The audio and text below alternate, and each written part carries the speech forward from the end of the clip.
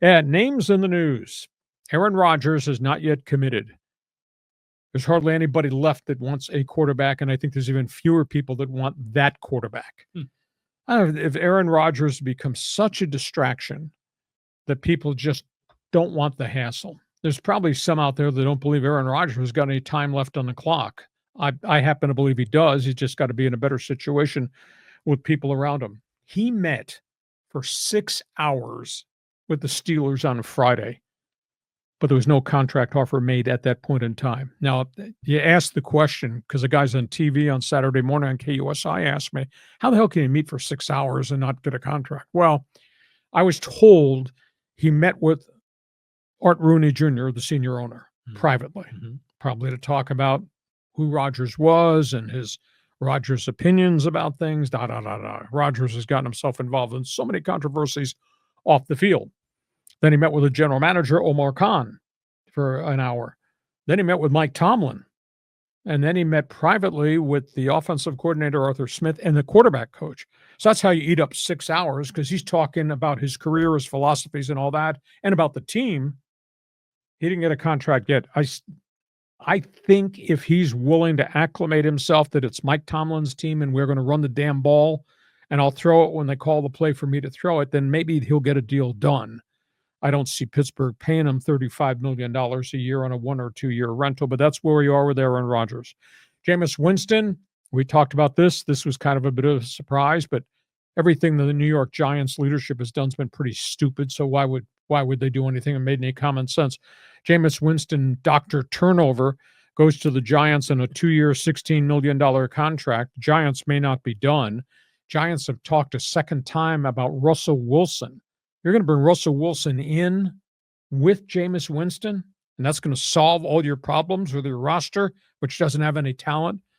Giant decision makers, to me, that's just really absurd. Wilson is running out of places to go, unless they're going to wait and see if somebody breaks down, then Russell Wilson shows up in somebody's camp.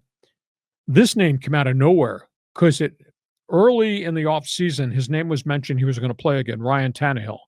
Then it went totally silent. And on Friday, Ryan Tannehill showed up in Minnesota. He met with Kevin O'Connell and the Vikings. 1-year rental. Now, the Vikings don't have Sam Darnold. The Vikings let go the other quarterback who wound up going to the Indianapolis Colts. So maybe Tannehill winds up signing as a 1-year rental and learns the system under Kevin O'Connell till J.J. McCarthy is ready. Jeff Fisher, remember him? Rams coach, yeah. Tennessee Titans coach, yeah. Really popular guy, a little bit old school. He's been out of NFL football for a while. He coached in one of the spring leagues that nobody pays attention to.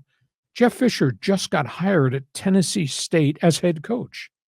That's kind of novel.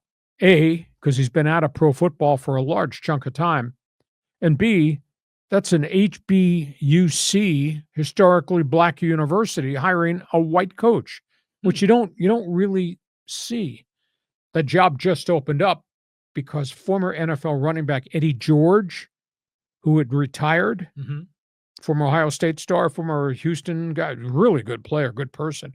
Eddie George did a good job for, I think it was 3 years at Tennessee State. He just took the head coaching job at Bowling Green. And usually when you make that jump into the Mid-American Conference, the jumping off point from Bowling Green then becomes a Big Ten job. A lot of people think Eddie George is going to be a big-time coach, maybe even in the Big Ten in a couple of years. Nice. So anyhow, that's how the Tennessee State job came open. But Jeff Fisher winds up with the job, and that was really a surprise. And the other story is what's gone on with Shedeur Sanders. I read a ton. I network with a ton of people, scouts included. I get all kinds of mixed reviews. But the common theme has been Shedeur Sanders is dropping down the draft board. And it's got to do with arrogance. It's got to do with entitlement. It's got to do with bad interviews with coaches. I think he knows football. He's an X and O's kid quarterback. I think he's a tough guy. There's no doubt that he's an athlete. The only glitch is that he doesn't have a gun for an arm. He's dropping down the board. The rumor now, according to player personnel guys who leak stuff to the guys who do the mock drafts, is Sanders going to drop to maybe 6 or 7. If he drops to 6, the Raiders get the chance to get Shedeur Sanders. Hey. That would really be interesting. But if he drops to 6, Do you look good in silver and silver and black? This is for you to answer the question. Okay. You're wearing silver and bleak right now. Yeah. At 6, would you draft the Colorado quarterback or would you draft the Boise State running back? Because that's the decision the Raiders might get to make. You got to go with the quarterback. Absolutely. I mean, you got nothing else. I mean, well, you got Geno Smith, but you bring Shedeur in, he kind of tutors for half a season, and then you're set. But you were in the silver and bleak. You traded a 3rd-round pick for Geno Smith, and now you're going to discard him after a half a season. You traded a 3rd-round pick. What kind of stupidity is that? Well, because they didn't know that Shedeur was going to drop this far on the board. But, to your point, Genty would be all right. But I think the Raiders need to go for a star quarterback. And if the Raiders take Genty, that means the Jets get Shedeur. Now, it won't be easy because the Jets, that's a ragtag roster, too. That's good quarterback going in a bad situation. We know that syndrome. So that's where we are, the latest on Shedeur Sanders. So, okay, take it from top to bottom. Is Aaron Rodgers too much of a distraction for your team? Well, it's like what you were saying about Russell Wilson. They're sort of running out of places where they can go. Yeah. And so you think about Rodgers and Winston and Wilson and Tannehill. These guys are all what I'll call like retread coaches. They're retread quarterbacks.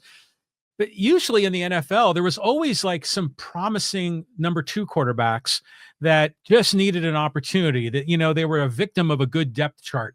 And now, why aren't we seeing those kinds of quarterbacks? The one that surprises me has been no play at all on Trey Lance. He was formerly in Green Bay. Yeah. And then he was a Cowboys number 3 quarterback.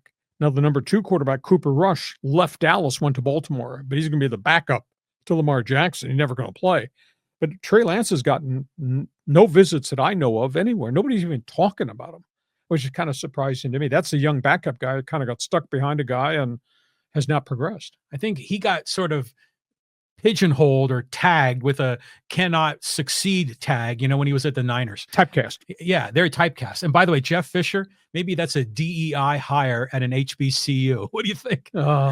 You had to bring that up. You want to get political. I thought you said there'd be a new rule that we weren't going to talk politics. Okay, we won't. No, he's a good guy. Yeah, I know he is. But it is unique. White head coach, HBUC, because they historically always hire African Americans, rightfully so. And more recently, NFL players have gone to historically black universities and colleges to be coaches, which has been phenomenal because it gives them experience, and that's a launching point to take these guys other places in their career. I mean, Eddie George committed. Deion Sanders committed to Jackson State. I mean, you've seen it all along the HBCU road that former NFL guys are going, and I think that's phenomenal for the African-American contingent that chooses this as their post-playing career profession to become a head coach. But to have Jeff Fisher come in, that's unique. It is. And what was that head coach that was Grambling forever? Eddie Robinson. Yeah. So why would he stay there? Are you just loyal to the HBCU cause, or do you think he was like an Eddie George that could coach in the NFL? The Eagles offered him a head coaching job. He turned it down. He just decided to stay at Grambling forever and ever until he passed on. Wow. Great leader. Oh my goodness. Interviewed him twice. Phenomenal person. And, great values. The problem is the HBUCs just don't have any money. I mean, they are dirt poor, which is that's another tangent I could go off on, that I think the African-American players in the NFL who are making so much money, they should pool resources and put out stipends to distribute to the Mississippi Valley states and the Jackson states and the Southern universities and the North Carolina A&Ts. Those schools' athletic programs could use a contribution, which would be a tax deduction to that right tackle that's making all that money. And it's weird to me. The players just don't pay attention to the roots of great black players, where they came from. All those Southwestern Athletic Conference schools, they should reach back and help them out. Well, it is weird that the NFL doesn't have a minor league system like baseball and even the NBA to a degree with the G League, because baseball invests in their guys downstream in the farm system. The NFL is kind of getting a free ride with colleges carrying the weight. Yeah, the Big Ten, et cetera. Yeah. So you think that, to your point, maybe they should send some stipends, down to the HBCUs. NFL should do it, or at least start a program where every player in the league, if they wish, could contribute. But why the African-American players in the NFL that are making so much money, and a chunk of them came from HBUCs, they're not paying attention to their roots, and they could have such great influence to help those black universities. I've been on some of those campuses, and their facilities are negligible.